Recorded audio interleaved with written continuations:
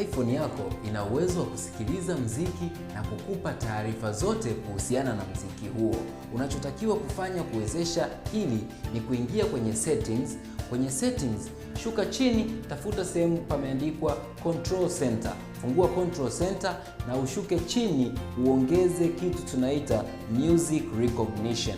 Ukishakuwa umekiongeza Music Recognition, utaona kitatokea hapa kwenye Control Center yako.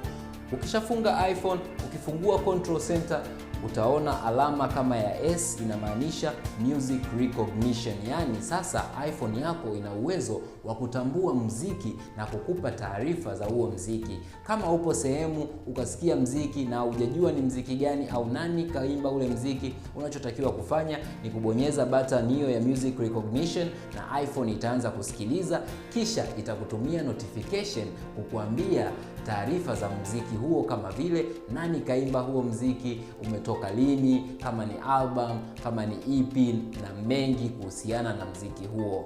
iPhone yako sasa inakupa taarifa ya muziki unaosikia.